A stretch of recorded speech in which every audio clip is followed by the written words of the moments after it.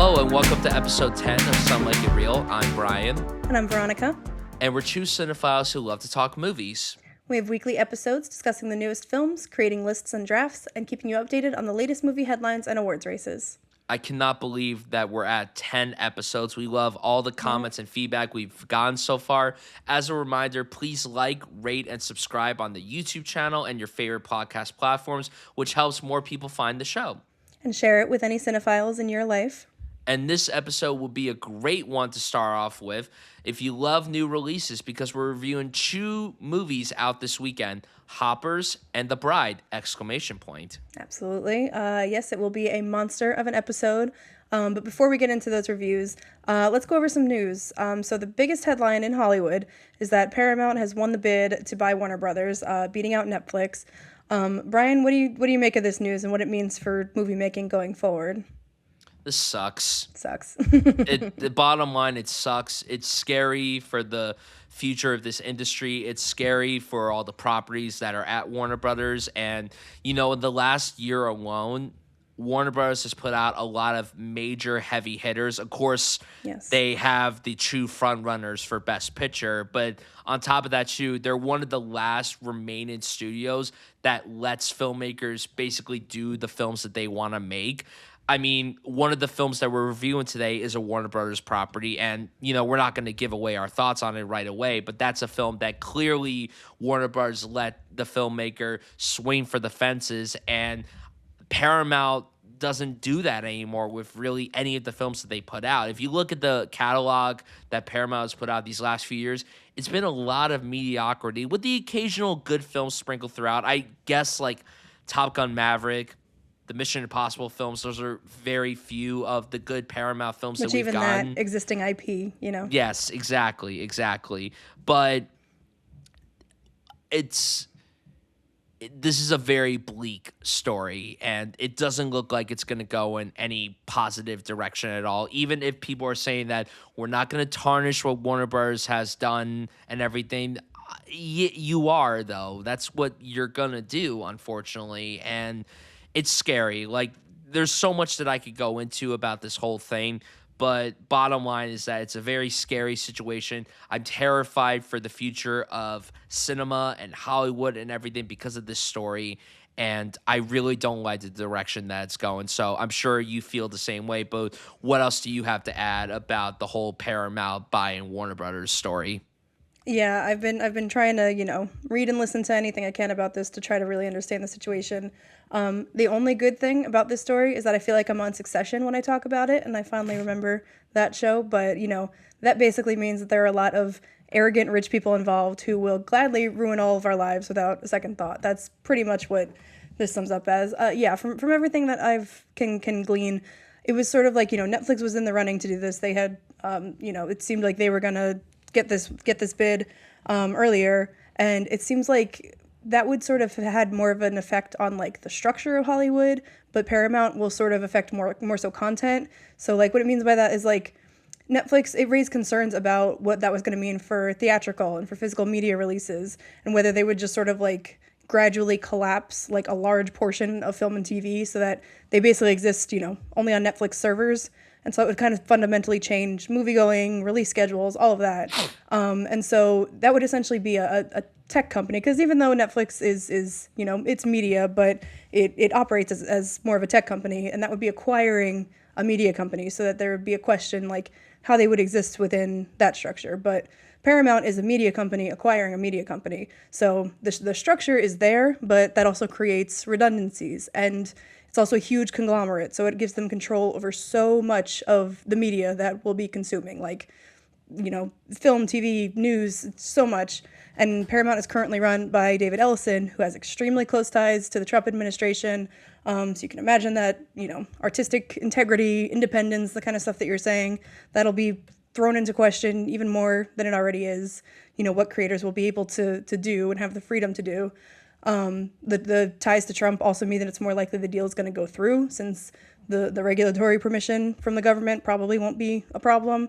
Making this huge acquisition, it also puts Paramount and Warner Brothers into a ton of debt. So that can lead to, it's definitely going to lead to downsizing, layoffs, which is, maybe the worst part here. There are people working all up and down these companies who are probably gonna, suffer from this.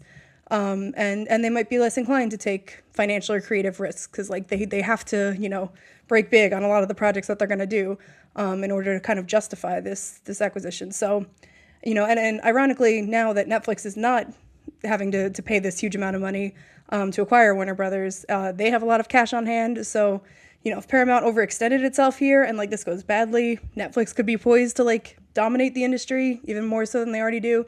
It's in conclusion, it's a mess. It's bad. So it's not what anybody wants. And especially like you said, when Warner Brothers had such a great year, this just feels so unnecessary and feels bad. Yeah, it feels like this is gonna kind of change everything in a negative way.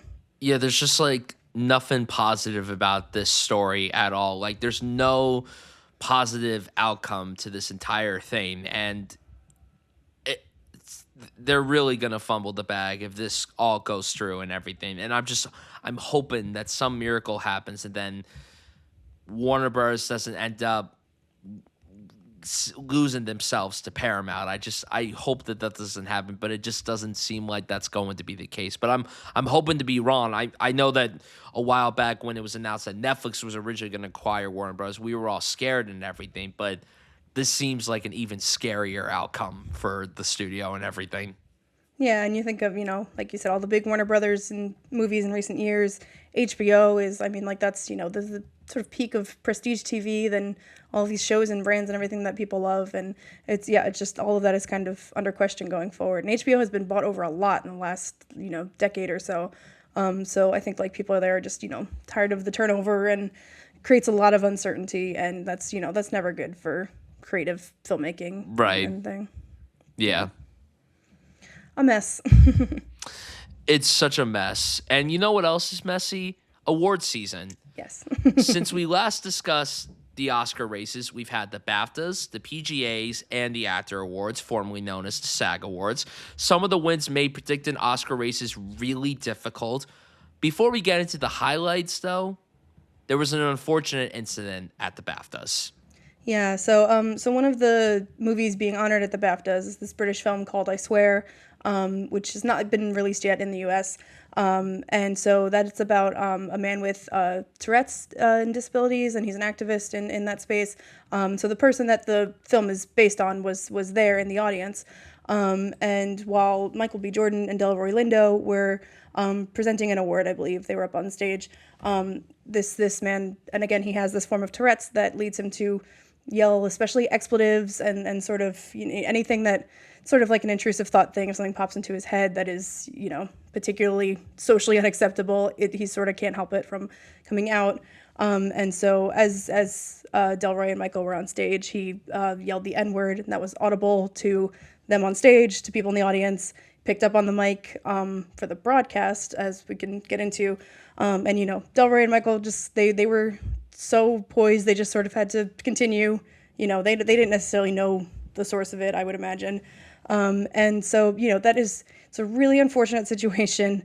As we said, this man has a disability where this is a possibility. And it's bad enough that it happened on its own, but in airing the BAFTAs, the BBC neglected to bleep this out or cover it. It was not aired live. It was on a delay. They easily could have taken it out. They edited out someone yelling "Free Palestine" on the stage because that would have been too offensive. But this they left in, and the only conclusion you can draw is that this is the sort of controversy that they wanted to court a little bit. They wanted people talking about this. There's really no other explanation as to why it would be left in the broadcast. So yeah, it's terrible. It's better accommodations probably should have been made for the man with Tourette's, that he should have not been seated near a mic, maybe, like things like that. And then and I know, at least I saw an interview with Delroy that he said, at least in the immediate aftermath, like BAFTAs didn't reach out to them or check in with them or anything. I don't know if that has since happened, but yeah, unfortunate, but then handled so badly by BAFTAs and the BBC, from what I can tell. Yeah, when this broke and everything, my heart was completely shattered. Yeah. That, the BAFTAs had the opportunity, well, more so BBC had the opportunity to cut this out of their broadcast, but they ended up not doing that, especially considering the fact that you brought up of how they cut out someone yelling Free Palestine. But then on top of that, too, they didn't seem to do anything immediately after it happened. Warner Brothers, from the moment that this happened, they immediately reached out to BAFTA and BBC and like took immediate action into trying to get this revoked and everything, but no one did anything. And it's really unfortunate too, because my heart breaks for Michael B. Jordan and Delroy Lindo for being in a position like that. I know that there's a lot of stuff going around about the man with Tourette's and everything, and it's a really tricky situation. It's a really unfortunate situation that could have easily been avoidable. And unfortunately, yes, like with what happened there at the ceremony, like you can't change that, unfortunately, but you could have easily taken that out of the broadcast. But the fact that they didn't just really rubs me the wrong way. And a lot of people are not happy about it, as they shouldn't be. No one should be happy about what happened. And I don't know if they've really come out and apologized to not just Michael B. Jordan and Delroy Lindo, but like made a public statement themselves. It's a terrible situation. Like when this happened, I genuinely was disgusted, and the fact that nothing seems to have gotten better makes me even more disgusted. Yeah, it's just so unfortunate that, two actors are up there having this pinnacle moment in their career, and like, that has to be a consideration and something that they're, like you said, like not taken care of afterwards, even if it was terrible to begin with. But yeah, very unfortunate. I hope that, I think at least there's been tons of support, rallying for them. As well as the man, I'm sorry, I forget his name, who is the I Swear is written about, but as well as, saying that he was not provided the proper accommodations. He should have, been a little more protected so that like that was less likely to happen. But yeah, I just hope that, they're feeling a little bit more loved and supported now, if not from the BAFTAs, than from everyone else in the film community, and that, they can enjoy the rest of award season going forward. Exactly. Yeah, so continuing on that with award season going forward, BAFTAs and the actor awards, it's so weird not calling them the SAGs, but the actor awards did, the winners were threw a lot of races into controversy. So just going by race, there was Best Picture, Sinners won that at SAG, but One Battle won that at BAFTA as well as the PGA, and it seems like PGA is maybe most indicative because that's a preferential ballot, just like the Oscars, for Best Picture. So I don't know. In my opinion, I think One Battle is still a little safe, but there are definitely people that are throwing Sinners' hat into the ring and saying that's, gaining momentum at the right time and stuff. So how do you feel about that? Do you think Sinners is challenging One Battle at this point? I do think that there is a possibility for Sinners to win. I still am pretty confident that One Battle is taking home the prize. But I'll be honest, at this rate, it's not going to surprise me if Sinners takes it home. And I'm just going to say this right here and right now. I would be over the moon if Sinners won. I think Sinners is just as deserving of a winner as One Battle is. And One Battle was my favorite film of the year. It was also your favorite film of the year. And I think it's really frustrating to see people complaining about the possibility of Sinners winning Best Picture when it's like, guys, we have two legit, really great movies as our frontrunners for Best Picture. That is such a rarity because you always get one good film and one not so good film, or you get two not so good films. These are two very universally loved films from critics, from audiences, from cinephiles, from non-moviegoers. Everybody has been singing the praises about both of these movies, and these would both be very inspiring winners in Best Picture. They will age as two of the great Best Picture winners that we've gotten this century so far, maybe even of all time. And these would be two game-changing Best Picture winners for the entire industry. It is crazy, though, that they are both from the same studio. I've been saying this literally from the get-go and everything. But in terms of the race, it's going to be very interesting to see how Best Picture goes going forward. But I do think One Battle is still likely to take home the top prize. But again, don't be surprised if Sinners finds a way of jumping ahead and being the victor of all this. Yeah, it's the Oscars are definitely too late in the calendar. People on film Twitter are just like creating controversy after controversy that are just really not like yeah, it's we're kind of blessed this year with like a very good movie year, and I think that and not only a movie year but an Oscar year. You know, sometimes there are great movies that are just nowhere near the Oscars race. So you know the fact that like you said, two fantastic movies, two groundbreaking, exciting movies that aren't just your typical sort of Oscar bait. Is the fact that they're in the race for the top prize is like it's a very exciting thing, and whichever way it goes is going to be great. Like no one's going to be upset other than when you're trying to win your Oscar pool. But yeah, I think that One Battle, it really hasn't lost a picture prize at like any of the critics groups. Most of the televised awards, I think SAG is really the only one. And it is true that Sinners, I do think it's surging, so kind of at the right time. That One Battle, it's been a little bit more quiet about, and Sinners is kind of having a reemergence.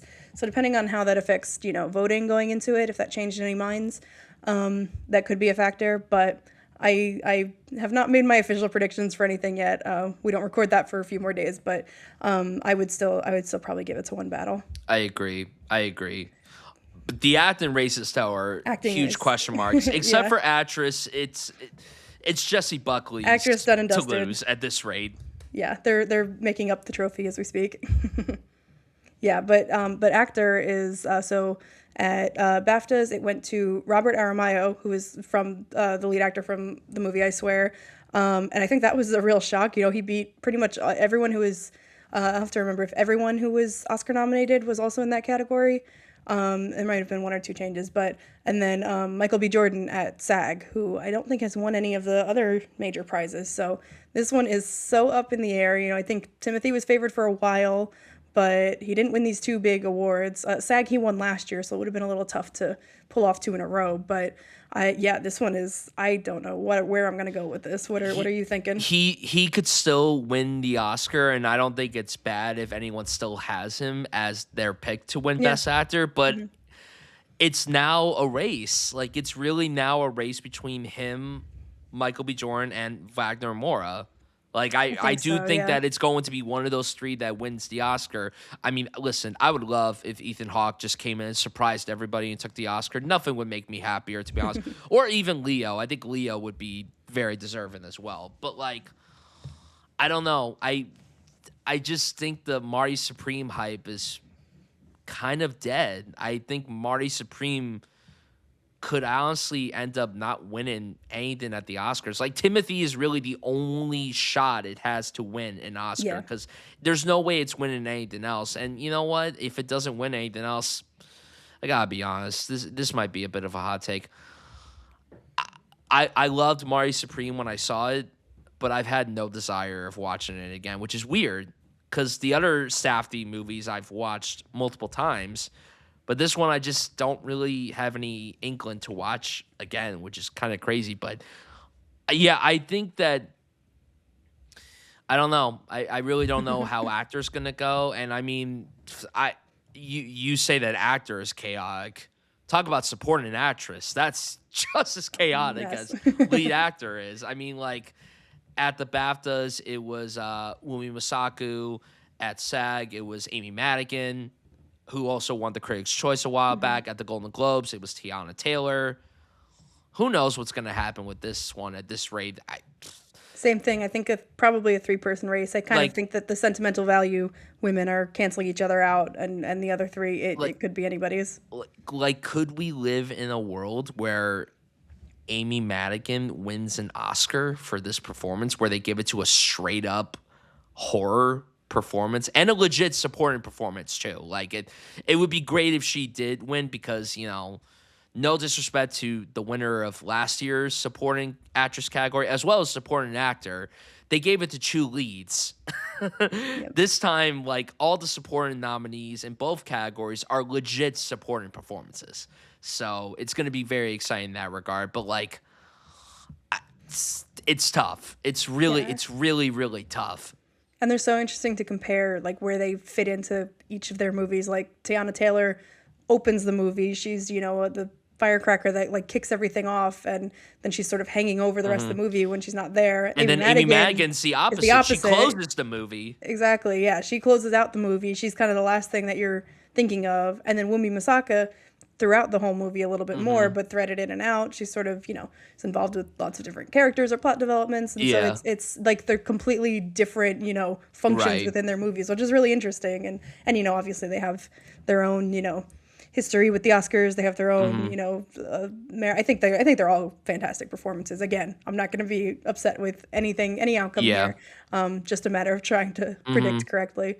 So we'll see. And then supporting actor, the shape of that race kind of ended up weird. I don't know. I think it felt a little more open in the beginning, maybe favoring Stellan Skarsgård around like nomination times. But now Sean Penn has won both BAFTA and SAG. I don't think he was winning too much prior to that, but those both kind of seem, a little bit undeniable. So it's also important to note that he didn't appear at either ceremony. Right. Yeah, he's really not campaigning. I assume he would go to the Oscars, but he's really not. I don't think he was. You know that big photo that they do of all the nominees and everything. I don't even think he was there for that. I don't even think he was there for that. Yeah, maybe not. Because I didn't see any pictures of him at all there, so I don't think he gives a fuck about the Oscars and everything. And honestly, it would be very interesting if he does end up winning the Oscar because, like. The last time that someone wasn't there to accept an Oscar for acting was Anthony Hopkins during the COVID year. And then before that was Heath Ledger because he had passed away already at that point. So it's like, who knows what would happen. That would be kind of wild if he goes on to win the Oscar and he's not even there giving the speech. And I know that a lot of people are preferring him to not give a speech and everything because, Sean Penn, he's a very well-liked actor, but he's not a very well-liked human being. So who knows what he would say if he does end up winning an Oscar. It's going to be a very interesting race. I think that with supporting actor, I would say that Jacob Elordi and who else? I'm trying to think of who else. Who's the? Oh my God, I'm already blanking. Stellan, Benicio. I think Benicio and I think Jacob is probably the least likely to win an Oscar at this point, which is pretty upsetting and everything because I know that for a small period, people were like, could Jacob Elordi go the distance and everything because he won Critics' Choice in the beginning with Critics' Choice, yeah. Yeah, but I do think that this is also a 3-horse race between Stellan, who won the Golden Globe, and then, of course, you have Sean, who won the BAFTA and SAG. And then there are a lot of people that are like, could Delroy Lindo pull off the win? And that would be like a revolutionary win. He was not even nominated in almost anywhere, any of the other categories. But yeah, I think a lot of people are saying that the sort of chaos might benefit him because if it's so up in the air, then maybe people will just be like, I like Delroy and I love his career and everything. So yeah, I think this one is these 3 races, all of them are wild. I don't remember any recent year. You have maybe 1 or 2 that are this uncertain, but yeah, this is I think it's exciting. I think it's fun that the love has been spread around. We got to see different people make speeches. You're not just having the same results at every single show. Like last year, it was the same people winning everywhere. Like Kieran Culkin and Zoe Saldana won literally everywhere last year. And in the supporting races, there isn't a person that's won everywhere. The only actor that has won everywhere in terms of the televised awards is Jessie Buckley for actress. Yeah, that's the only one that we can, count on. But that's good. And even last year, like with lead roles, it's pretty much between Mikey Madison and Demi Moore, and it was between Adrian Brody and Timothée Chalamet. Like even that, there was kind of a 50-50 chance. Like this is like really exciting that it's a race between a lot of people, and there are a lot of people in the mix. So yeah, I'm excited about it. I think it's definitely gonna. I feel probably the least confident writing out my ballot than I have in a while. Yeah, but I agree. I'm still excited about the I'm results. very ready for award season to end. I'm so ready for it to end. And it's sad because I love a lot of the movies that are nominated, but I'm just like, I'm so tired of all this. They need to move the date up. It needs to be done by like the end of February or so. We need, if it goes past the first Sunday of March, then that's a problem. We need it to be the latest the first Sunday of March. I Yeah. understand the Olympics were this year. I understand that and everything, but it's like, I don't know. It's I sort of don't a know. holdover from the COVID schedule, and it's like we should be able to, work around that by now, but Exactly. we'll see. Well, Exactly. we are in the home stretch of award season, so we're really close to giving those 2025 movies a break. We love them. It's a great year, but like I can at least take a break from the discourse of talking about them. Yeah, me too. Yeah. So let's look forward to 2026. So first up, we have our review of the new Pixar movie Hoppers. Brian, what did you think about this newest entry in the Pixar canon? So I went into this film with pretty low expectations. I didn't know what I was getting myself into with this. I've been going into a lot of these Pixar films as of late with not the highest level of expectations because Pixar these last few years has been super hit or miss. There was that consistent period so early on in their existence where they were pumping out masterpiece after masterpiece after masterpiece. And ever since Toy Story 3, right after Toy Story 3, that consistency just faded away. And from time to time, we would get a great Pixar entry, but then after, say, one great Pixar entry, we would get a not so great Pixar entry. And since then, it's been very inconsistent. But when we get a hit from Pixar, it's a big, big hit. But when we get a miss, it's not like it's just a miss. No, it's a big miss. At least for me. At least for me. So I remember reading about Hoppers before it was coming out, and I'm like, that sounds kind of interesting. I remember seeing the trailer, and I'm like, it looks cute, I guess. Like it looks like your typical run of the mill Pixar. It looks like it's going to be fun for the whole family, but it might not be anything special. I went to see it the other night, and I was pleasantly surprised by how much I not only liked the movie, kind of loved it. I thought this was one of Pixar's strongest outs in years. Not only does it have everything that you love about a Pixar film with the beautiful animation and the hilarious comedy and the heartfelt message, this movie is so absurd to the point where even I was surprised by how far they went with the absurdity in this film. But then on top of that, too, they were able to blend all of that with this incredibly timely, poignant, important message. And I think that that is so impressive when a film is able to be something that is so entertaining for its audience, but then also put this message in your face without ham fisting it and like making you feel forced to listen to what it is they're talking about. I think it all felt very earned. I was really impressed with this film overall. I think that there's so much to love about it. There's so much to celebrate about it. And over the last few days, it sat very, very well for me. I think that this is a huge winner in Pixar's catalog of the last 10 to 15 years. I could already tell that this is going to be a film that a lot of people really resonate with and a lot of people love. A lot of people seem to be coming out of this movie celebrating it and praising it. I think it's one of Pixar's best outings in years. I thought it was so good. It was so entertaining. It was so lovely, very heartfelt. And yeah, I was a big fan of Hoppers. What about you? How did you feel about Hoppers?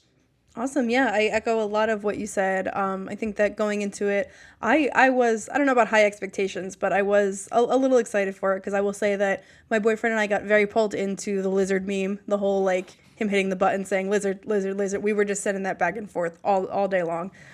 So I think even just that alone, it was like, the characters looked cute. It looked like it was gonna have a fun sensibility about it. So it was on our calendar to go opening weekend, but didn't actually know that much about the content or anything. But I love Pixar, and I think that definitely you're right that it's been hit or miss. But in the most recent years, I've liked Elemental, really loved Turning Red, really love Luca. And I would put Hoppers on par with those films. I think that it's very funny, it's wacky, and it's thematically resonant, like you said. So I think that if you like Pixar at all, there's maybe there are like glimmers of that sort of like emotional devastation that we kind of like associate with Pixar. The really like tugging at your heartstrings thing. So it's got a little bit of those elements, but I wouldn't say that it's a full blown tearjerker. It's more like you said, it's a little more zany. It's a little more absurd. And very funny. I think that it was really effective in a lot of the jokes, which is hard to do when you're, going for an audience of children and adults and trying to kind of please everyone, and still stay true and specific enough to this story. So I think it's really successful and definitely a great entry in their filmography. Yeah, I completely agree. And the premise was so it's not a premise that we hadn't seen before. I mean, it's clearly a nod to Avatar, which they do make a joke about in the movie, Yeah. which I thought was really clever. Like, I think that that's so tongue in cheek, and the fact that they were able to make a joke like that was really great and everything. But this movie really is a huge reminder of why we love Pixar. And despite the fact that they have not always matched the quality of the work that they put out early on in their catalog, it reminds us of why we keep coming back to watch these Pixar movies. The fact that it's able to tackle these themes of unity over division and striving to make a difference in a very complex, overwhelming world, like none of it felt overbearing. And I think that the energy here in this film is so strong. It has a very breakneck pace to it. It has the zany nature, like you said. And then the fact that it's also thematically resonant is just so mind bending to me, because the thing is, with a lot of family fare nowadays, we don't really get that, because a lot of the family fare that we get is so dumbed down for children. And sure, there may be sequences in this film that are clearly catered for children, but there's also so many jokes and so many moments that are able to resonate with the adults that are watching the film, which I always love to see whenever I watch an animated film or a family film or a Pixar film, Disney film, what have you. And the fact that they were able to balance all that so seamlessly was so terrific. I think it's just so great. And like, there's a lot to talk about with the movie. We're going to get into some spoilers and everything. So if you haven't watched Hoppers, do yourself a favor and go check it out, and then come back and listen to the rest of this review where we break down spoilers about Hoppers and everything. So like I said at the top, I didn't really know a ton about the movie. I remember seeing the trailer like months and months ago when it dropped and everything, but I had forgotten what the film was about. And the fact that it revolved around the ability for humans to hop their consciousness into robotic animals and everything, lifelike animals, to allow them to communicate with these animals. Well, they're lifelike robots, Lifelike really. Yeah. robots, yeah, and then but they're made to look like animals, Yeah. and I think it's very fascinating. And then we have our protagonist Mabel, who is this humongous animal lover, and I loved her introduction. I loved the way that we Yeah. were introduced to this character, where as a little kid she was like trying to steal all these animals from the school and everything, and then we see that she has this super strong relationship with her grandmother, who basically shows her like the wilderness and wildlife and introduces her to all these different things and everything. I think that that was a beautiful element of the story, and that's where the typical Pixar thing came in. It's like, oh, here we go, a tug at the heartstrings opening, like in every Pixar film. But it works so well because it's so effective, and that introduction makes you care about Mabel so quickly. Like, you are introduced to her and you're like, oh my gosh, she's just a snobby little kid. Then she grows up into this young adult who also is very snobby, but you get where she's coming from. You get her frustration of where things are going for the animals and the wildlife in her community, and how this huge business is trying to take it over and build this bridge and everything. And I think that that was it was so effectively handled. And again, the fact that it was also able to be so funny is just so impressive. And I kind of want to shout out, I don't know if I'm going to pronounce his name correctly, but Piper Kurata, who voices Mabel, was fantastic. I think She Kurta, has yeah. this great energy to her voice performance as Mabel and everything, but there's also a lot of heart that is given through that voice work, and I think that that was really, really incredible. Then everyone surrounding her, great ensemble, just great ensemble. I think a secret MVP, and I never thought that I would say this about any movie, because I'm not a huge fan of this actor. I like when they're in stuff, but admittedly, they're not like a draw for I have a me. guess for who you're gonna say. It's Dave Franco. I Yep. think Dave Franco was like the secret MVP of this movie because, like, first of all, I had no idea that he was even in the movie until I watched it. I didn't know anyone who was in this really. I don't know. Wasn't really in the marketing much or anything, and I didn't look it up too much. But there's a fantastic voice cast here. Yeah, huge. Like Bobby Moynihan, John Hamm, Kathy Najimy, Sam Richardson, Meryl Streep. Yep. But everyone does a great job, and yeah, again, I think that the movie was able to beautifully balance the humor and the heart, which is something that Pixar has successfully done in many of their films. But I think that in recent memory, this is one of the stronger examples of utilizing that because you're laughing so hard 1 minute, and then you're emotionally engrossed the next, very seamlessly. It flows so nicely, and I think that most filmmakers aren't able to balance the comedy and drama, but this movie was able to do that. Yeah, and I think it goes back to just Mabel being established really well in that opening scene and in the relationship with her grandmother, which is totally something that we've seen before, but it sort of just it takes a little bit of that shorthand of like I'm sure you're familiar with a sort of misunderstood kid being kind of guided by this older family member and finding this her grandmother shows her the glade that's in I guess behind her house and how it's beautiful and calming to connect with nature and the wildlife there. And so that's like, it's not something that, is groundbreaking or anything, but it just sort of like glides through it really easily. And I totally thought just what you were saying, like that I was like, oh, here comes the Pixar devastation. Like her grandma's going to get sick. We're going to see her die. It's going to like, really wring the tears out of me. And then they sort of like just handle it very delicately. Like we have a time jump where Mabel's grown up in college now, and she sort of just like passes by a picture of her grandmother and says, love you. Like it's clear that she's passed away. And I was kind of like, even just that was like, oh, okay. Like they're being a little bit subtler here. They're, not really knocking you over the head or trying to completely emotionally manipulate you. And I think it works better the way that it plays out in the movie, where we get a little bit more of an emotional scene later on, or for thinking about her grandmother and stuff and in her relationship with the other animals and what that means for, just connection and things like that. So it's the emotion ends up there, but they don't take the easy way out, they don't just kind of like hit you over the head with it and kind of, devastate you right up front. So that's really smart and that's well handled. And then, once we get into the plot of it all and she discovers the professors who have the Hoppers project going on, that it immediately gets so, wacky. She's inside of this beaver and she's fighting the mayor's project, which is going to ruin the glade, and she wants to find out where the animals have all left.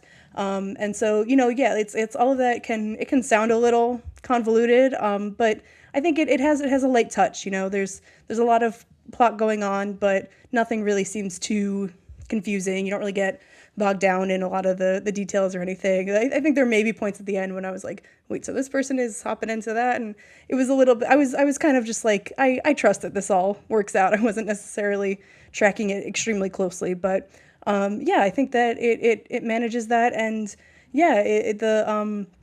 the thematic resonance just really comes in. I think it's sort of skipping a bit to more of the middle or end of the movie, but when Mabel gets frustrated at one point that she's going through all of this, doing everything to just try to save this one little patch of land that she can call home, that she knows is right to have this be a safe area for animals and nature to thrive, and that it's just so inherently obvious to her that that's the right thing to do, not to bulldoze it and build a highway. She's just frustrated by it. I think it spans out larger to the state of the world. She's just frustrated that things she can't do anything. She feels helpless to make the world good in any way.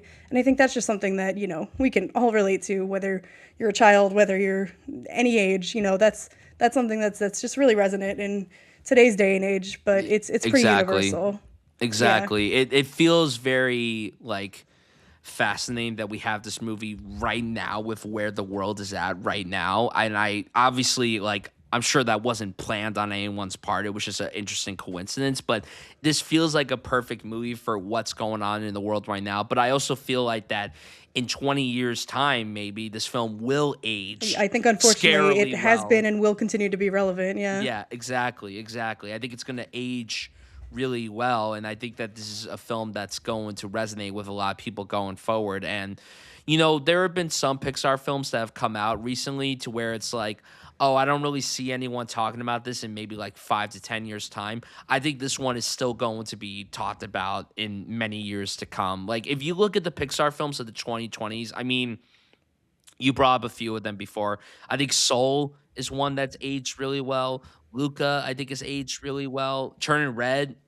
might be like the one that's aged Yeah, very it's maybe the well. best. And that got a sort of an unfortunate release. It kind of got dumped in the middle of COVID stuff. Dumped on Disney Plus. What else has Pixar put out this decade so far? What was the other? I liked Elemental. I think that one was a little split, but I liked it. Elemental, I enjoyed. Inside Out 2, I enjoyed more than I thought I would. I still haven't watched Elio time of recording. I know that I that's just watched nominated. it this morning. I I know wanted to that's see with the most recent Pixar, and Yeah, that was not nearly as good. Yeah, I heard that one wasn't the best, and then Lightyear was bad. So I didn't see Lightyear. It didn't feel the need.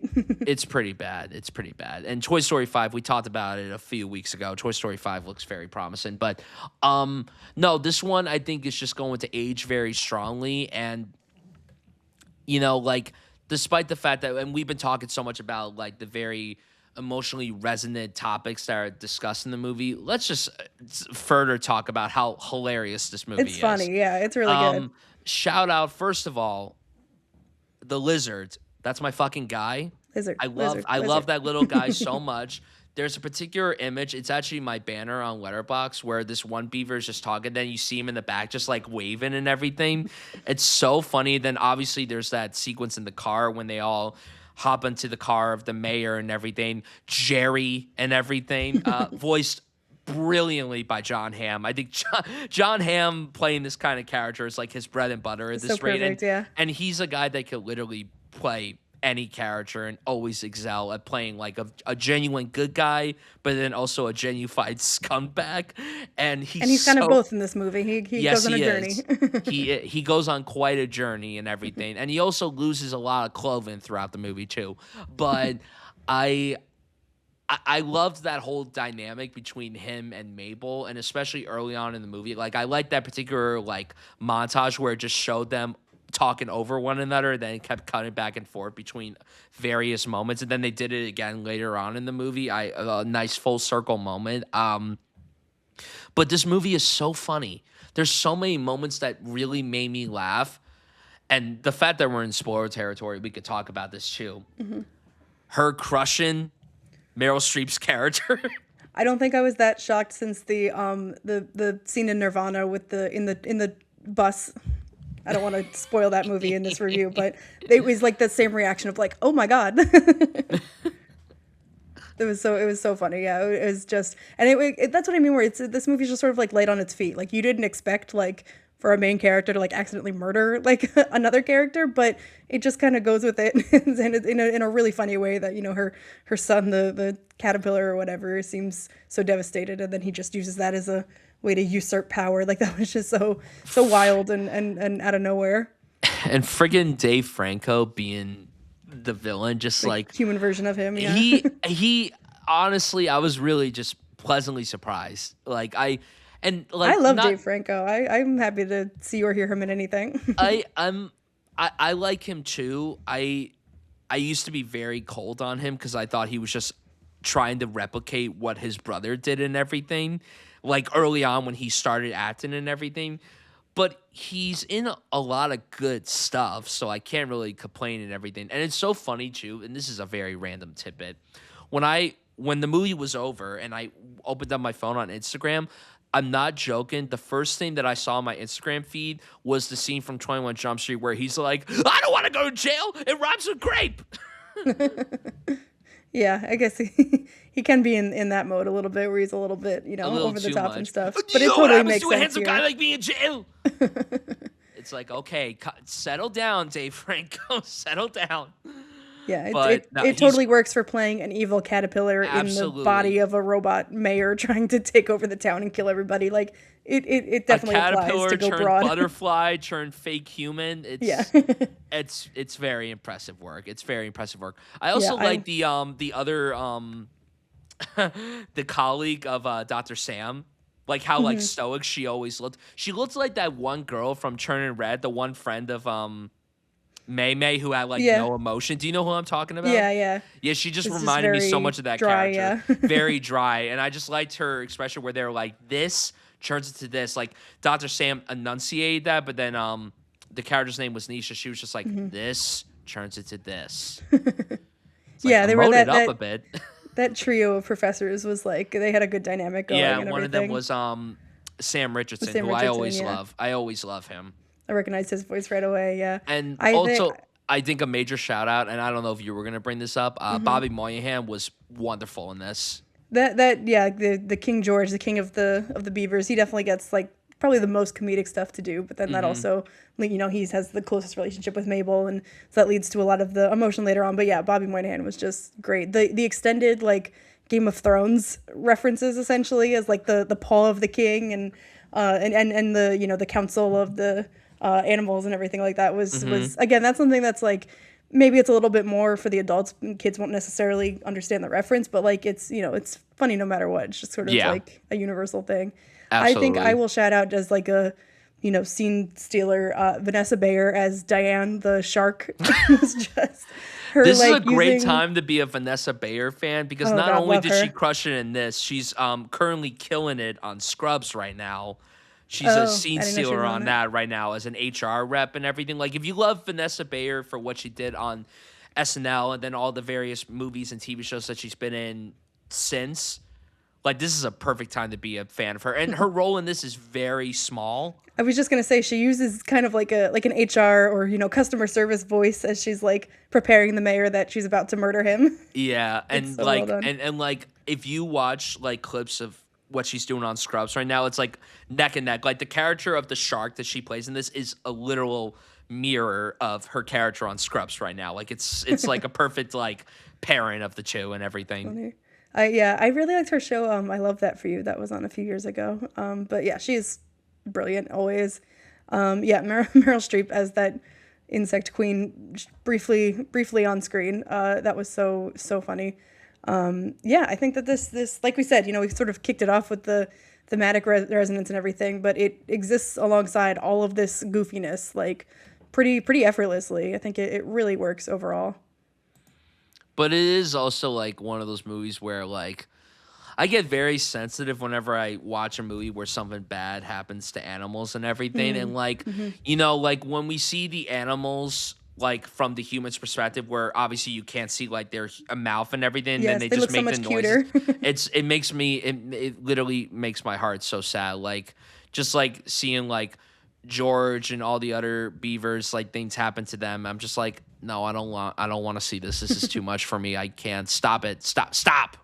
And it's pretty effective like there in the end because after Mabel has hopped out of the beaver body now is in her own body and like yeah now she can't communicate with George in the way that she could before, and it's sort of that feeling of like with your pet or with an animal, like you just want to like reassure them or talk to them in some way, and it kind of gets at that where like we all just kind of want to read animals' minds and be able to talk to them, and it's just sort of plays on that like really sort of primal idea of like, oh man, I wish I could just like be an animal and like be able to have that communication and stuff like that. So it's really effective that way. Yeah, when they are seeing them from, I thought that was interesting at first that I was like, why do they look completely different? And then I realized it's, oh okay, that's a neat trick for like a kind of a shorthand for when we can understand the animals and when we're just seeing Hmm. them from a human perspective. Like I thought that was really smart, and Right. they don't, like I said, they don't milk the cute animal in peril or sad. Like they don't milk that too much. I think they use it just enough so that you're not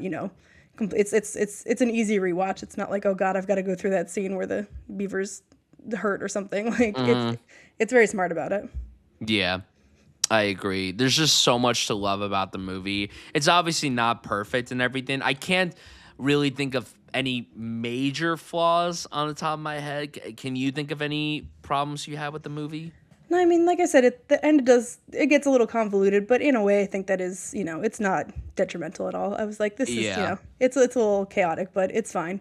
Particularly once the mayor, the fake mayor's, head comes off and stuff, and people are like wearing his face like a mask. I was like, maybe for some people they'd be like, this is, not quite the same tone or the rest of the movie, or like it gets a little too wild or something from what had been set up before. But I liked it. I think that it all sort of cohered.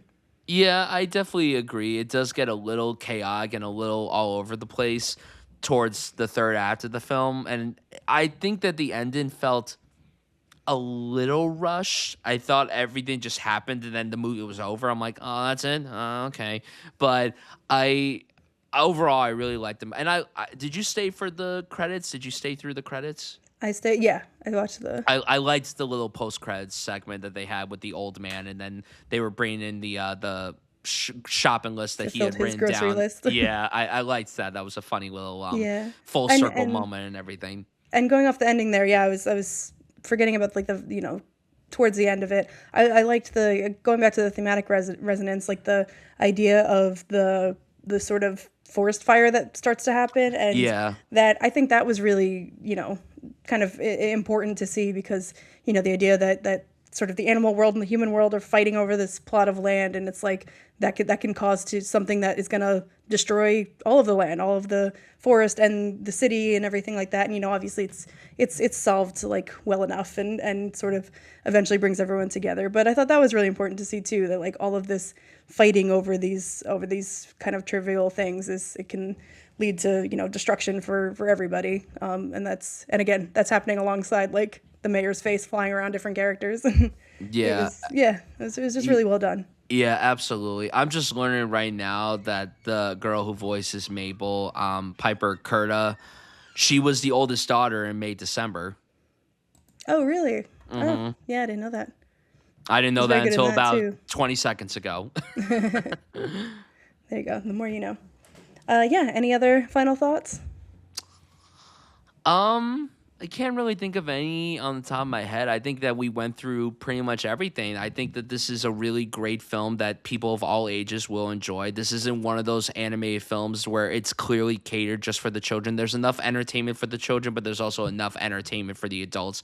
And there's enough themes for it to sit with everybody that's watching. I think it's one of the more poignant Pixar films to come out. But again, it's also one of their more absurd movies. Not just a recent memory, but if you go through their entire catalog, every Pixar movie has comedic elements to it. Every Pixar movie is definitely very, very funny. But this is like really full on absurd. And it embraces it, and it does a wonderful job of embracing it. It owns it, and it does a great job with it. Yeah. Yeah, I agree. What's your rating? I gave Hoppers a 4-star. Same for me. Yep. 4 out of 5. 4 out of 5 for Hoppers for both of us. We both were fans of Hoppers, as you guys just heard. And I suspect that we also agree on the next film, The Bride. So, of course, The Bride is Maggie Gyllenhaal's sophomore outing. This is an adaptation of The Bride of Frankenstein, starring Jesse Buckley and Christian Bale. A lot of anticipation for this, a lot of hype surrounding this film because of the talent involved. Distributed by Warner Bros. We brought up earlier that Warner Bros. Was basically letting filmmakers do whatever they want, and this is one of those cases and everything. And it's been getting very interesting reactions across the board. A lot of very polarizing reactions. And let's see where we land on this. So, Veronica, what were your expectations going into The Bride, and how did you feel about it coming out? Yeah, I think first hearing about the movie, I was like, give it to me now. I loved The Lost Daughter and Maggie Gyllenhaal's directorial debut.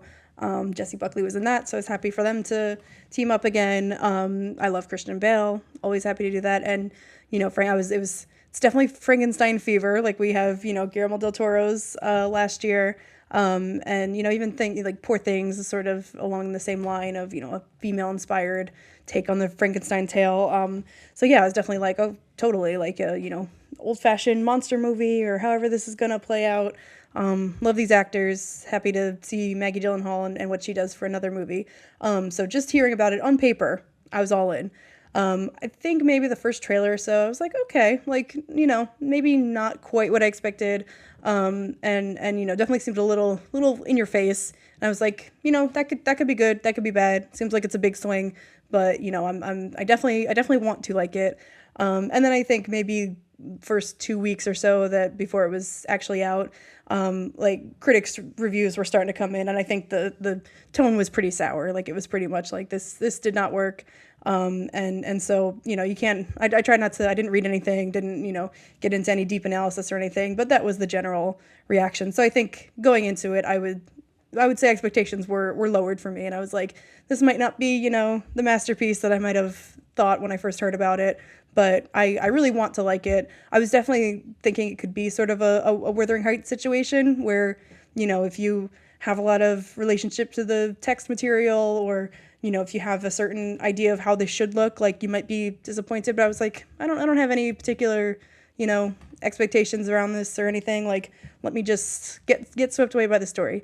And it did not go that way. I did not like this, even less so than Wuthering Heights, I would say, which that I was sort of mixed on. And, I think that one sort of works on the level of just like an experience if you want to just shut your brain off a bit and enjoy like hot people and some big emotions. I think this one, it's you can't even like shut your brain off and enjoy it because it's just so abrasive. It's so like in your face. I think it's really convoluted, not in the Hopper's way where it's just like, oh, this is kind of fun. In a way that I'm like, what is going on here? Like, it was just, it didn't work for me. It was so, there's a framing device that's very sort of interesting, and the performances, especially like from Jesse and Christian, they're very committed. They're going for it. But I just don't think anything around them worked. It's any individual scene could be kind of cool on its own. If I had just seen that on its own, I'd be like, wow, this is, what else led up to this and what's going to happen? But it just does not cohere together at all for me. What did you think? I was very excited for the movie as well because I was also a big fan of The Lost Daughter. And after I saw that movie, I was like, I am very excited to see whatever Maggie Gyllenhaal does going forward. I think she has showcased herself as one of the more exciting actor turned directors that we have right now. And I think that it was very interesting when she announced that her sophomore film was going to be a much bigger project compared to The Lost Star, where it was this new adaptation of The Bride of Frankenstein with two of the most exciting actors that we have in the business today. I thought it looked very promising. It looked out there from the trailers, but I was like, you know what? Go for the swings. Go for it. Embrace the craziness. I am all for it. And yeah, leading up to it, the reactions have been all over the place and everything. So I'm like, well, we'll see how I feel. I was still excited walking into it. And walking out the movie, I was so, so devastated. This movie really disappointed me. I was not a fan of it at all. And, the more that I sit with this movie, the badly it ages for me, quite frankly. There's so much here that I think is very fascinating. There's a lot of swings made here, and you've been seeing that all over social media. It's a very bold swing of a film. And there are some places that Maggie Gyllenhaal takes this film where you're like, okay, I'm interested, I'm intrigued by this decision. But then ultimately, in the long run, it was so messy. It was so convoluted, like you said. It was very abrasive. It had no idea what it wanted to be. There were multiple directions that this film was going in. It was trying to be this serious drama, then this wacky comedy, and then this musical at a certain point too. It's like, what are we trying to do? It's a musical. It's a noir detective movie. It's a mob movie. It's a lot. It's such a mess of a movie, and it's so disappointing because I could see the potential here. Yeah. Like every frame, like I could see it. But it was such a disappointment. Talk about a sophomore slump. I mean, this isn't even like a slight downgrade from her first film. No, this is like a major downgrade from her first film. Like, I always hope that filmmakers won't hit a sophomore slump because I'm hoping that they go up and they get better. I don't know what happened here, quite frankly. I have no idea what happened here. And I think that the directing was better than the writing, but not by much. I think the film looked great. It was shot very well. The technical elements were very well done. The makeup, the sets, the costumes, the score, the imagery, all that. But thematically, it's so inconsistent. It has no idea what it wants to be. And it's disappointing too because there's so many talented people involved with this movie, but it just left my head scratching. It really left me confused. And when I walked out of the movie, I was like, what the fuck was that? Yeah, there are a lot of talented people. I think a lot of the not a lot, but some of the people on the crafts teams were also involved in Joker and Joker Folie à Deux, and I think that's probably its closest comp for a recent movie. And it's kind of it's a mishmash of a lot of different movies, but I think that that's probably the closest, which is not a positive for most people. So yeah, this is definitely expect more of that than any classic movie or something that I'm all for, like, remixing classic material, putting a more modern spin on it, putting a crazy spin on it. Like go ahead, go wild, do whatever you want, but it's got to have something to it. It's got to have a message, even a more fun plot or something like that wasn't just like the obvious kind of thing that's just really in your face, really, it just didn't work at all. We can get into some of the plot details and spoilers. So if you haven't seen it, go check it out and come back. But for me, kicking it off with the Mary Shelley framing device was like more confusing than anything. And Yeah. it really lays down a mantle that it doesn't live up to. Like, she's basically Jessie Buckley as Mary Shelley is saying, this is the story that I wanted to write that I wasn't able to in my time. And I guess from now beyond the grave, she's inhabiting this woman, Ida, who is also Jessie Buckley, existing in the 30s. Okay. And she's inhabiting her. And as she does that, Ida is this American woman who is now standing up, convulsing on the table, speaking as Mary Shelley. And listen, Jessie Buckley is going for it. She's a fantastic actress. She is so committed, but she's writhing around. The only thing I could think of was she's modulating between Harley Quinn and Nigel Thornberry, and I can barely understand a word that she says. And it was just so wild. And I was like, and I'm all for a big swing. I'm there for like a crazy performance, but it was just in service of nothing. Like, I could barely understand what was going on. And the performance recently that it reminded me a lot of was Jennifer Lawrence in Die My Love. It kind of gave me that same feeling of like, you're doing a lot, but I sort of just feel like I'm watching like acting class exercises, and it's not actually creating any sort of character for me. Like, I'm just seeing you be, out of 10, top notch crazy, and like it's sort of for both of those movies, like those characters are protagonists. They're sort of who we're following. They're sort of who we're supposed to be most fascinated by. And it sort of just holds us at a distance from them because, like, I don't know what they're going to do next. I don't know what Ida or the bride or like Mary Shelley, I don't know what they want. I don't know what they're thinking. I don't really know what any of this means for them.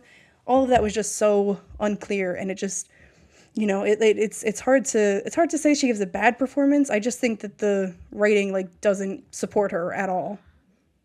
I thought she was really great in this personally, but unfortunately the writing didn't really help her in the long run. I think that she did the best that she could do with the material. And I also think it's pretty fucking sick that she has this role out when she's in the middle of her Oscar campaign because, you follow up Hamnet with this, and it's like we're seeing two completely different sides of Jessie Buckley. Obviously, we're seeing multiple sides of her in this film because she's playing like what feels like 25 different characters in this movie. And yes, like she's very fast talking. She's saying all this dialogue, and the Nigel Thornberry drop. That's a great way of describing it. You should have made that your Letterboxd review. You should change it right now. I wanted to save it here to do that because I don't think anyone online has compared this performance to Harley Quinn / and Nigel Thornberry. That's Jekyll and Hyde. That's so specific. I think that's a great way of describing the performance. Yeah, because you're sitting there and you're thinking to yourself, well, what's the point of all this? It's this whole discombobulated hodgepodge of themes and genres that just don't know what exactly it wants to be. And it's like this Bonnie and Clyde story, and then it has like Joker Folie Ado. And then I loved this one letterbox review where I saw someone call this poo things, which is the perfect way of describing it, actually. Hmm.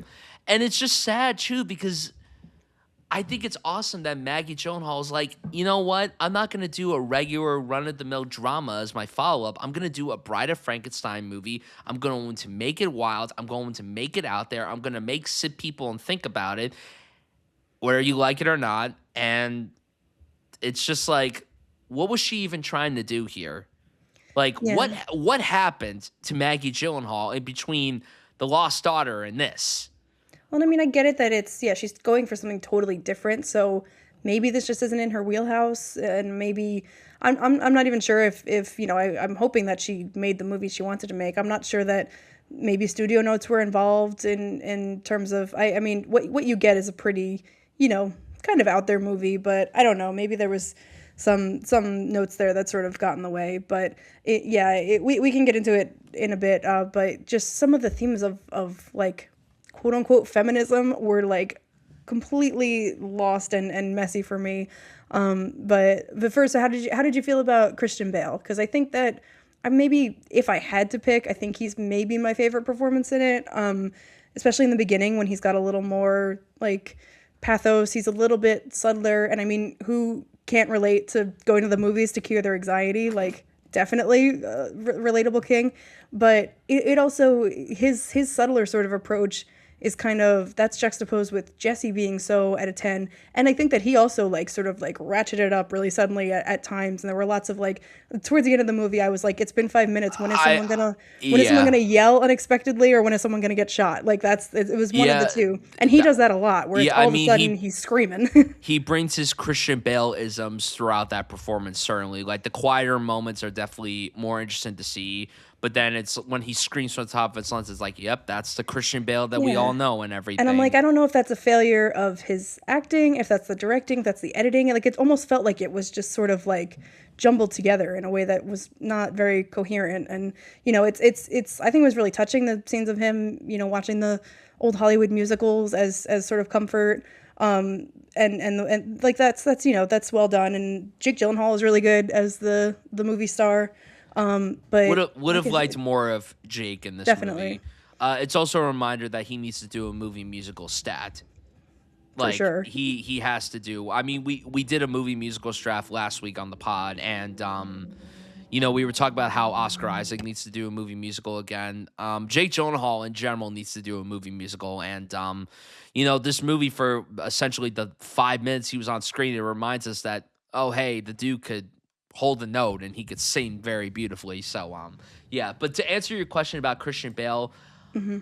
I definitely preferred Buckley's performance a little bit more than his performance. I do think that he was very good in the film. I do like the more subtler sequences with him because I think Christian Bale doesn't get a lot of attention for when he does a more subtle performance because we're so accustomed to him playing these very loud, bombastic, zany characters, and he's great at that.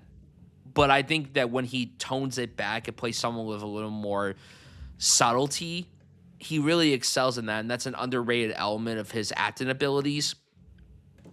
But there are just times where I really think it's the screenplay's fault that the performance is not just from him but also from Buckley. While I enjoyed the performances from the two of them, certainly I wanted a bit more from them, and the screenplay just really didn't do them any favors. And I don't Yeah. know if I could also blame it on how Maggie Gyllenhaal directed these performances too, but everything just felt like a mess and very jumbled and convoluted. And also, and this has nothing to do really with the movie. Obviously, when they shot this movie, this was before Guillermo del Toro's Frankenstein even came out. It is really unfortunate, and this isn't the movie's fault or anything. It's unfortunate that this comes out months after Guillermo's Frankenstein adaptation. It's like, well, this is obviously going to be compared to that and everything because it's another Frankenstein movie. And I feel bad that some people are kind of putting down Christian Bale's performance because it doesn't match what Jacob Elordi did in that Frankenstein movie. And it's like, well, first of all, these are two very different Frankenstein characters because obviously the Frankenstein that we got in Guillermo's version is the creation of Frankenstein. And this Frankenstein has already been out there for years and he's much more established and everything. Like he's more experienced. He's able to speak English and function as a human, even though we all know that he's a creature deep down and everything. So I think it's unfortunate that he's being unfairly compared to Elordi, but judging the performance on its own, he did a fine enough job, but it wasn't anything that made me go, wow, this is a reminder of why I love Christian Bale as an actor. He's given many great performances throughout his career, and not that this is one of his worst performances or anything. It's not one of the stronger performances, but, you know, we've talked a lot about elements that we didn't like about the movie. Besides the performances and I guess the technical elements, were there any moments in The Bride that you were like, okay, I'm slightly interested in what's going on here, and then it just immediately goes away like 5 seconds later? I think probably more so in the beginning. I was definitely giving it the benefit of the doubt for quite a while when I was already like a little nervous about where this was going.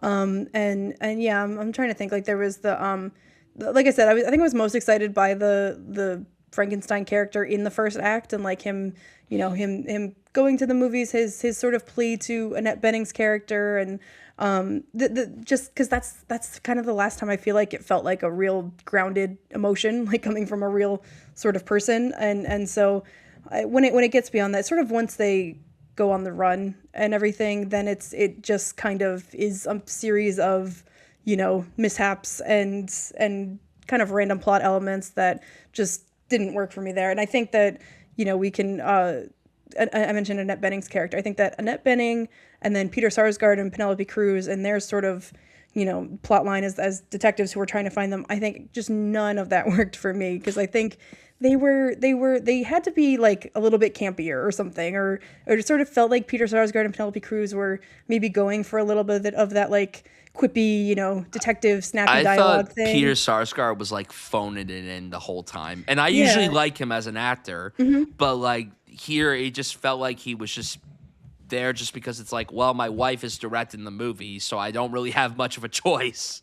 And Jessie Buckley and Christian Bale are so wildly going for it that they just felt like they were kind of trying to be normal people in this like insane world. And maybe that was like, the point. Maybe that was what was supposed to be the case with those performances, but like it just didn't work. It just felt off, and not in a good way. Yeah. I had the thought, I was like, Peter Sarsgaard and Penelope Cruz, they should have been going for like Jennifer Jason Leigh and Hudsucker Proxy level performance of being like super fast talking or something like that would have like those scenes just like completely, especially in that time period. It's set in the 30s where everything was very snappy and quick and they were just talking very slow and dull, and it's like, yeah, it was performance, and it's also like we're saying for everything. It was in the writing too. I think that there's at the end, Annette Bening like launches into a story about her husband at like the like very end, like almost the denouement pretty much of the movie. And I was like, are we getting into this now? The script was just the biggest sin of this entire film. Like it was the biggest weak link of this movie, which is crazy because Maggie Gyllenhaal proved herself to be an exceptional writer with The Lost Daughter, which screenplay got nominated for an Oscar. Like she got nominated for writing, and that screenplay was great. And I think in the long run, maybe she needed more eyes on this screenplay. Maybe she needed to go through a bit more drafting and everything, and maybe some revisions, and maybe someone could have stepped in to help enhance the screenplay. Because this could have been a scenario to where the movie was so absurd that it embraced it and it worked. But unfortunately, that wasn't the case with this movie.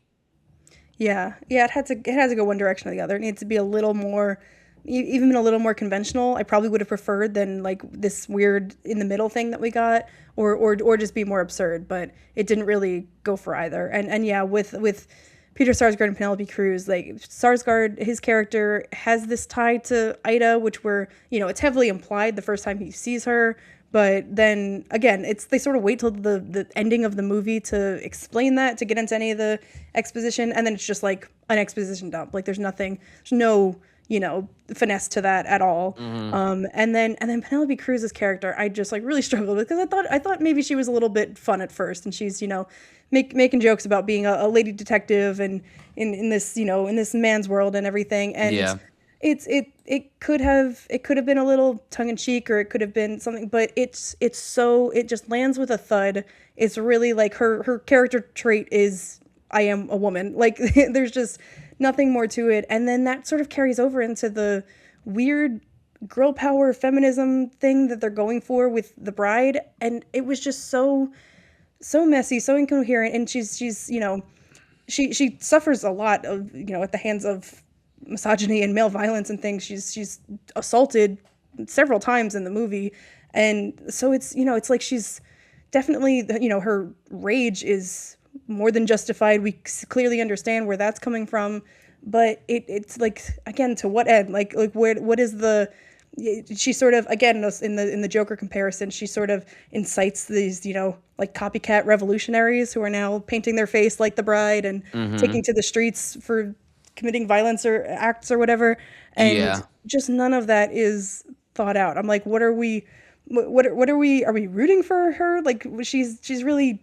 done nothing than like commit crimes, and I don't know, she's a like sex forward character too, which is cool, and I'm all for that, but to what end? Like, it's like, it's there, where we're actively saying it's in the text, but it was just so tell not show. I was like, okay, you're literally telling me this is a feminist movie, but I'm not getting any real world implications of that, or anything that can be really applied to anything that's really going on, and in our world, not in this heightened Hmm. literally anything can happen kind of thing. It just Yeah. doesn't flow. Yeah, and then speaking of things also that don't flow, what was the point of the story with the mob boss? That was so thrown in. I literally didn't understand for a lot of it, and then I kind of could piece it together by the end. But yeah, I don't, I don't know. Like, I what was think the that point of that storyline? And then friggin' John Magaro playing Sean this like Magaro being psychotic wasted. person. We need to stop wasting John Magaro. We really need to stop. Honestly, I think at this stage, he's never going to be in like a good blockbuster. I think he just excels in like the art house independent cinema. Like, that's usually where he excels in the most. It's time that we stop wasting him in blockbusters and give him something to really chew on. And unfortunately, like, this was just not it, clearly. But like, it's such a mess. Like, what was the whole point? And then what was your insight on the whole big dance musical number sequence? Because I slightly leaned forward, but not to the point where I was like, oh, like that meme of that guy who leans forward. But I was like, Yeah. this is what I thought the movie was going to be. And it's like, oh, we get one scene of them doing this extravagant choreographed sequence. I'm like, okay, here we go with the Joker stuff. And you know what's funny? I didn't even realize until the end of the movie. Same DP as Joker, same composer as Joker. It's like That's Maggie the thing. Yeah, Gyllenhaal some took. of the crafts, yeah, Yeah, have it's like overlap. Maggie Gyllenhaal took the entire team from Joker and then just put them on in this movie, where this was literally Joker 3. That's literally what this movie was. It was her version of Fully a Do Part 2. Yeah, and for the dance sequence, it's like, I'm all for like breaking the movie's reality. Like, that can be done really well. It can be really effective, but it just, again, I was like, why? Why is this happening right now? What was the really inciting incident, other than Frankenstein's monster like meeting the Jake Gyllenhaal's character and sort of having this awkward interaction with him, and him getting upset at that, and then the bride is yelling about the crimes committed against women by men, Hmm. and again, it just felt like, not, I don't take it in a cynical way or anything. Like, I'm sure that they genuinely thought they were going for something that was going to be a solid feminist representation or something, but it just feels like it felt a little cheap. It felt like this can't just come out of nowhere, where you're going to start preaching about these things that are Uh very huh. important, and yet you're trying to have it coexist alongside her being this completely out of her mind woman who is possibly possessed by another woman, and all of this stuff. It just muddles something that really shouldn't be muddled. It should be, it should have a lot more something more effective and clear to say about that. Yeah. And like And then to again, just launch into a dance number after that. yeah. It's like, okay. Yeah, and again, like the fact that again we have this major studio film where it's taken all these swings, that's awesome. That's great. Yeah. It just sucks that the swings didn't land. Like barely any of them landed, and it's so sloppy and it's so all over the place. And I was reading interviews about how after some test screens and everything, Maggie Gyllenhaal cut back on some of the violent sequences, including those of sexual violence. And there was even a particular moment, and I found this scene to be very interesting when I was reading about it. Frankenstein licking the black vomit off the bride's neck. Like, what? I mean, if that's your kink, that's cool. That's fine. But yeah, and it plays with that too. It plays with sex. It plays with violence. But what am I to glean from any of that? I don't think it really has. It's acting like it has a lot to say, and I can't really decipher anything that it's saying, which is a problem. Exactly.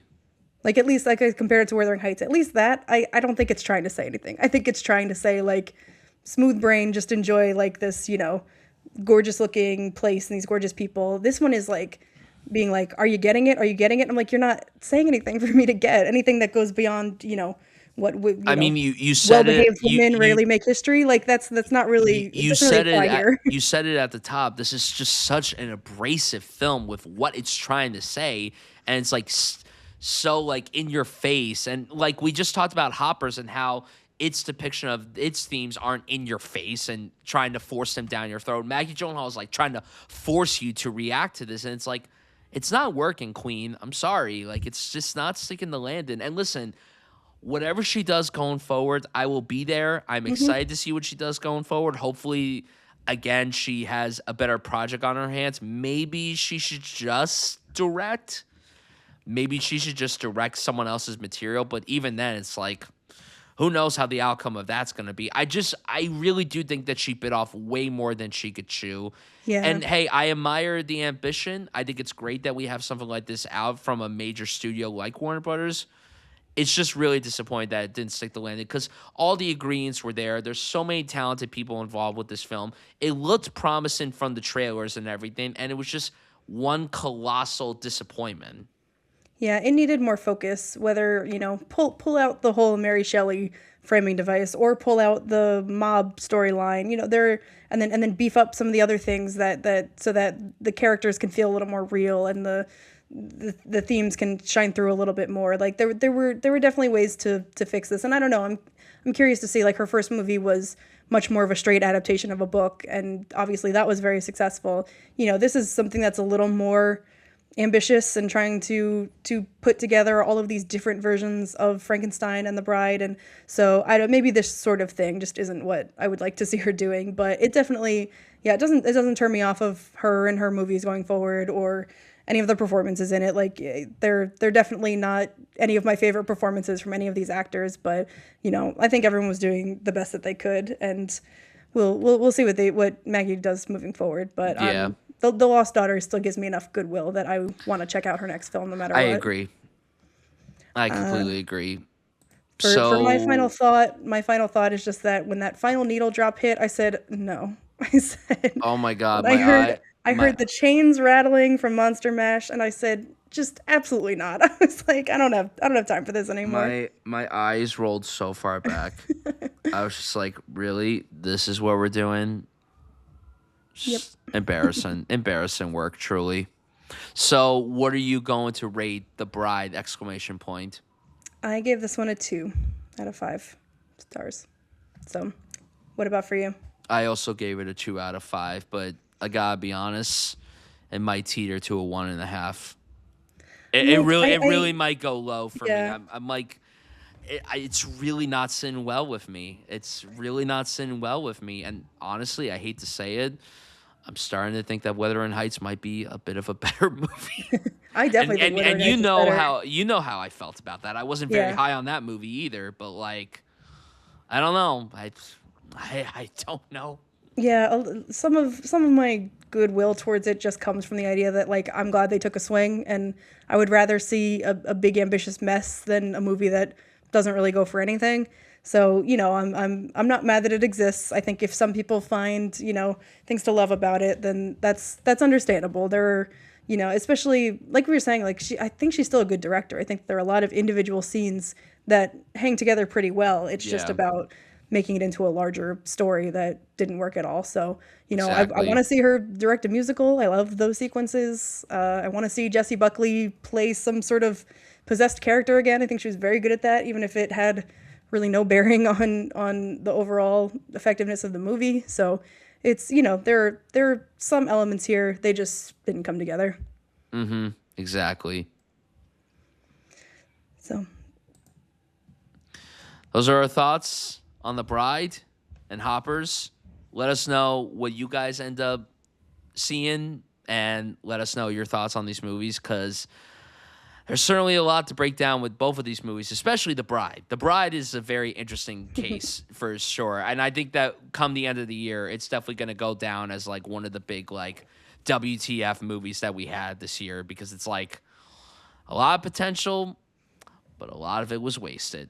yeah, But and Hoppers was good, we were thankfully. yeah, I was gonna say we were in agreement on both of these, but I'm curious for anyone who feels differently about Hoppers or The Bride. Exactly. Couldn't agree more. And with that, that is a wrap on today's episode of Some Like It Real. Thank you all for joining us. If you're interested in following along our journey, you can find me on Twitter, Instagram, and Letterboxd at Brian Setfield. And you can find me on Twitter and Instagram at Vero Albarella and on Letterboxd at Alba_real_A. And you can follow the show on all socials at Some Like It Real, as well as on YouTube at Some Like It Real. Be sure to subscribe and share it around and tune in every Monday for a new episode of Some Like It Real on podcast platforms. We'll see you next time.